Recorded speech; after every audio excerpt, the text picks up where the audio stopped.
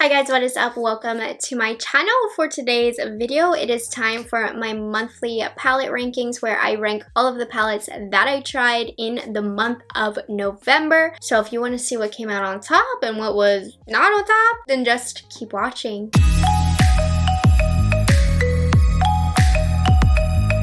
Hi guys, if you are new here, my name is Morgan. I am a product knowledge enthusiast. I just love knowing anything and everything about all of the new makeup on the market. November, there was quite a few palettes that came out. Honestly, half of them are viseart because viseart just threw them all out on us at once, which I'm very happy about. So we have 13 palettes to talk about for this month. I feel like maybe December might be a little bit slower. It seems that the releases have slowed down, which was good. I've been enjoying just coming up with more creative videos, doing not review videos, you know? So I don't know if you've noticed in the last week, I've been doing some different videos. Anyways, let's start off with number 13. So unfortunately, what comes in last place is going to be the viseart Framboise palette. Now this is one of 4 palettes that came in the Petits 4 quads. So this one is kind of the raspberry one. That is what Framboise stands for. And this one's just a little bit too soft for me. And not only that, I just have a lot of colors. So for me, this doesn't bring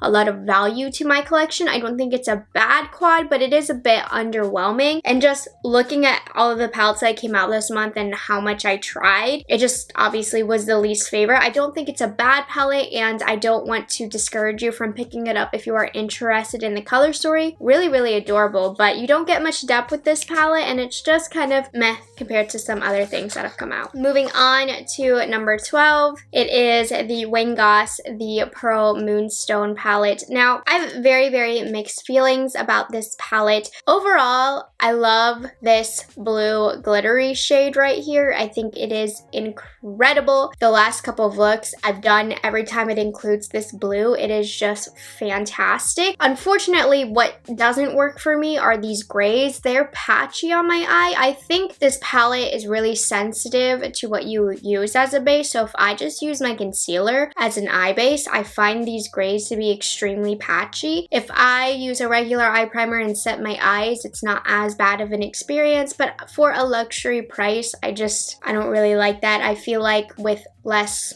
pricey eyeshadows, they don't get patchy like these two shadows. It's not a bad palette. I just think it needs a little bit of work with these gray shades, so that's why I'm a little bit disappointed. I want Wayne to come out with an all celestial shade palette. He's so good at this formula. If he created a palette with all of these, I would die. Moving on to number 11, we have another viseart quad. This is the Chocolat, and I actually really like this one. It's just that it's warmer, and I like warm colors. I still wear warm colors, but there's 2 other ones that I love a lot more. This quad, again, really great. It has nicer depth in it than the Framboise that I just mentioned, so I do really like it. I think it's really pretty. It's just not as pretty as the other ones that have come out, so I like it a lot. I think you guys will like it as well. It's really good, but again, they're just little quads, you know, so they aren't the most exciting palettes. Moving on to number 10, we have the e.l.f. Retro Paradise eyeshadow palette. Very pleasantly surprised by this palette. I haven't had the best experience with e.l.f.'s formula in general. I don't think they have a bad formula by any means. It's a little hit and miss. Some formulas are bad, but some formulas are quite good for the price. I don't think they have the best drugstore formula either, but some palettes are a little bit more solid than others. This one, quite impressed by. The brighter shades here, they do require a lot of building up, a lot of going back, packing on the color again, so it's not perfect,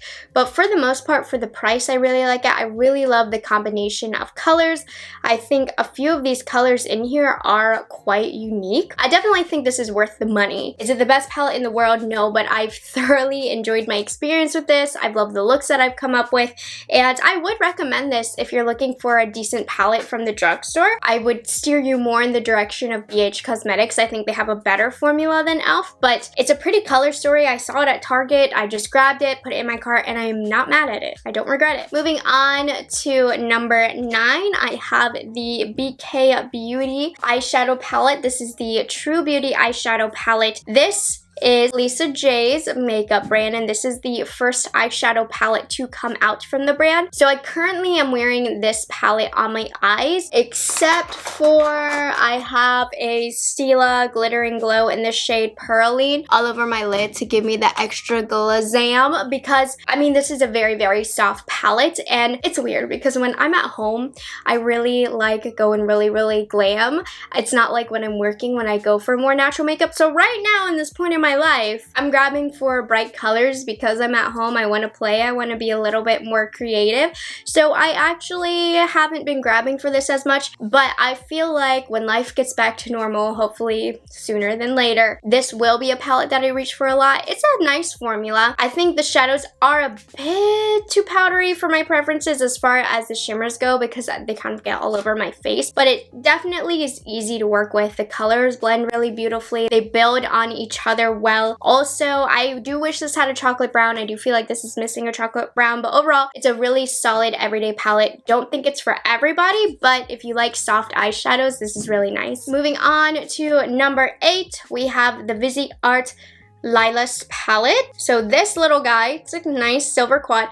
I love this color story. It's just missing depth. So I see myself reaching for this a lot more, but I definitely would need to grab from the Wayne Goss to get the dark gray color because it's very, very light on my eyes. I wish they would have replaced one of these two colors, probably this one, with a deep, deep charcoal color just to really make it a more complete quad. I love the formula in here. It's very creamy, really gorgeous. Love the grays. I find it to be a very unique color story. It's just missing a little something, you know? I do feel like I need to dig into elsewhere to get this. Moving on to number 7, we have the Tom Ford First Frost eyeshadow quad. I love this. I think it is stunning. I will be very honest, I've only used this twice, so I do want to use this more. I feel like the more I use it, probably the higher it would rank, but again, I'm not really into these soft looks right now. I like to go a little bit more glam now. So this isn't currently in my regular routine, the type of colors that I go for. It's so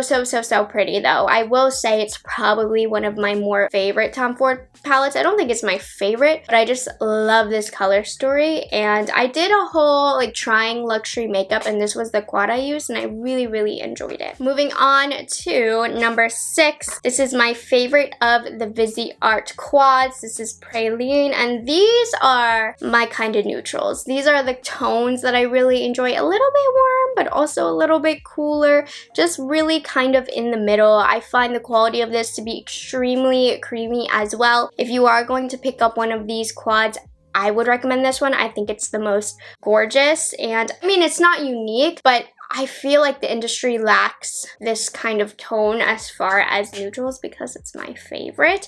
So I do highly, highly recommend this one. I love it. It's gorgeous and it's so tiny. It's perfect to keep in your purse, you know? Number 5, again, I told you, viseart really pushed them out. We have the Violette Etendu palette. First of all, obsessed with the packaging. That's how I knew I already was gonna love this one. And it is a gorgeous purple palette. Now, I will say I probably don't like this as much as the Liaison, which this is an extension of. Still gorgeous, obsessed with the look that I create. I like the options that you have to get a more neutral, toned down, purpley kind of look, or something that has that purple mauvey undertone. So you have some options here. You can go bolder or you can go more natural. I do think this isn't as creamy or pigmented as the Liaison either. Like the quality is still really, really good, but my heart is still like it belongs to Liaison. It really, really does. But this is still a gorgeous palette. I love it and I can't wait to continue using it. Moving on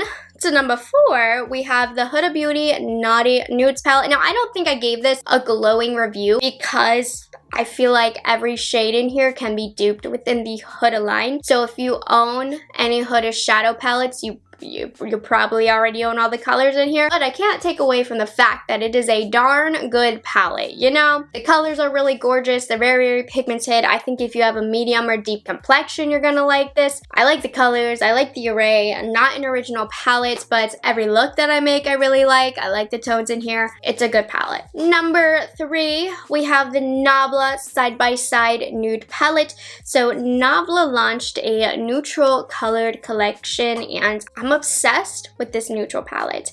I know we all have so many neutrals in our collection already, but there's something about this where I feel like they hit a lot of different tones of neutrals, and Nabla is a new brand that I ended up discovering this year, and I'm sold. I love it. They have great quality products. They are made in Italy, and their color stories are really well thought out. You get more unique color stories. The packaging is really cute. Honestly, what's not to like? I really feel like they are going to grow as a brand in the United States, so I'm excited to see where they go. But this palette, so bomb. I'm a neutral lover at heart. Even though I'm here playing with glam looks, colorful looks, at heart, a neutral glam is where I belong, and I feel like I can get that with this palette. Quality is really great. Just overall a solid palette. If you like neutrals, do yourself a favor. Number 2, I mean duh, we have the Natasha Denona Triochrome palette. Okay.